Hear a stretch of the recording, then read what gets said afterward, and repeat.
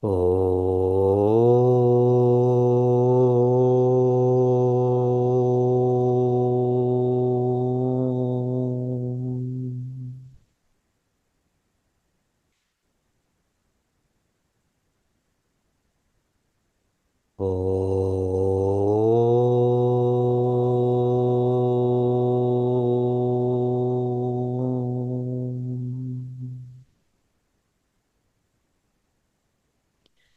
Welcome to Stepping Stones. How are all of you? I hope you are well.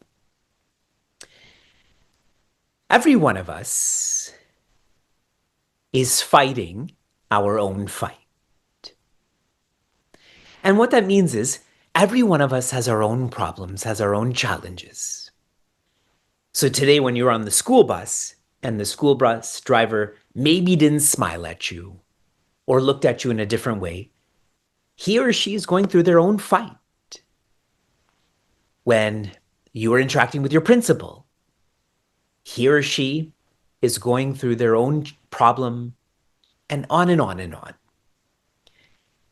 And so now, when someone teases you, or someone is gossiping about you, or someone is being mean to you, maybe they're just expressing or releasing whatever hardship that they're going through now, or last year, or when they were young.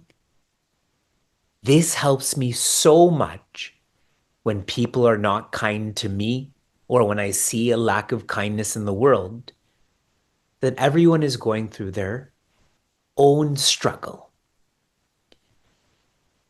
This understanding or insight is exactly why Stepping Stones is so meaningful, so useful, because it changes how we feel about teasing, gossiping, meanness completely. We're just able to deal with this more. Now, offering more techniques on what to do when you're feeling this with your friends or your acquaintances or strangers. When someone is not being kind to me and I allow them to make me feel different, so now I feel upset or I feel angry, the way I analyze this is at a very high level, it's almost like what I feel the first is I feel awful.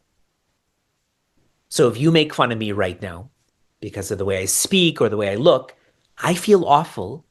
But who wants to feel awful? So why do I allow this to creep into my personality?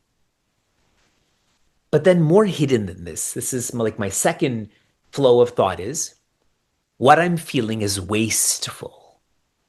From awful to wasteful. When I'm frustrated or I want to retaliate, that's really wasteful. I'm wasting my time, I'm wasting my energy. And then I come down to the third strategy, or the third in this thought flow, is to be grateful. To be grateful that I'm experiencing this, but there's 10 other people who are experiencing it worse than me. So this helps me to, instead of be so affected by this negativity, for me to become more immune to this negativity. Does that make sense, everyone? Everyone's going through their own challenge. When they inflict this upon me, I try to practice stepping stones or incremental insights that they're just releasing all of that negativity. It makes me feel awful. I don't want to feel awful. It makes me feel wasteful. I don't want to feel wasteful. I remember to be grateful. I do want to feel this. So then it changes how I feel.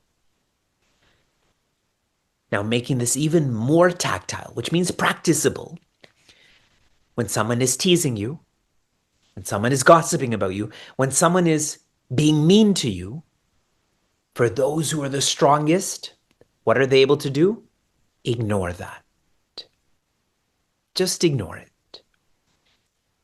My master, my teacher shared, if someone is calling you a donkey and you're acting like one, then say thank you that they pointed it out and stop acting like one. But if you're not acting like a donkey, why take it personally? Just ignore.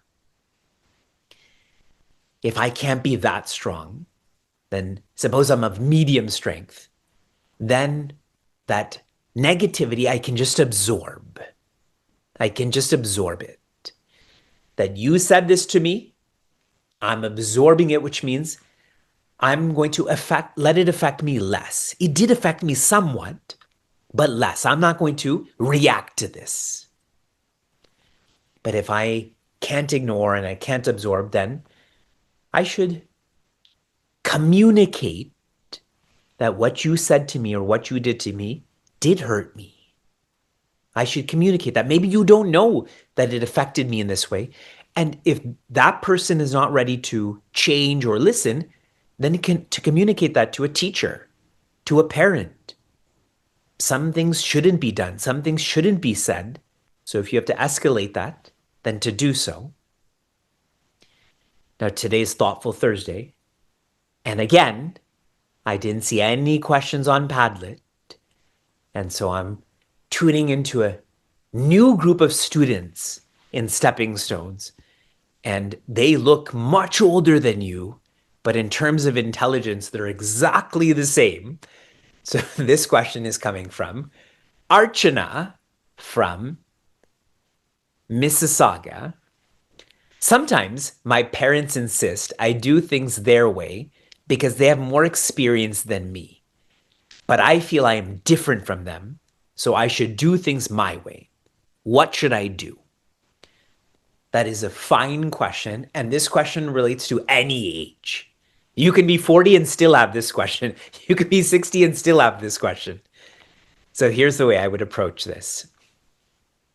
You ideally should hear your parents, but if you're old enough, if you've reflected enough, then you should listen to yourself. Hearing your parents means they've done so much for you. Their input is important. That means not debating them, not arguing with them, looking at them, hearing them. So now you have all of this input, but finally it's your life when it comes to choosing which college to go to, what degree to get into, and so on. So you have to listen to your own reflections. Okay? So in that regard, when your parents are insisting you do it in this way, try to soften this by hearing them, but listening to yourself. But that also means that you're showing responsibility. If you show responsibility, then they're not going to push or pull you in whatever way. Now, the lower way to think about this is if you can do small things for your parents, then when it comes to bigger things that you want to do, you will feel more comfortable and confident. This is sort of a compromise that you've done some of what they've asked, but you also want to do what you want to do in your own way, whether it's how you study for your classes or the friends that you interact with. So do some small things for your parents. It goes a long way, and then they'll be supportive of the bigger things that you want to do in your own way. Okay?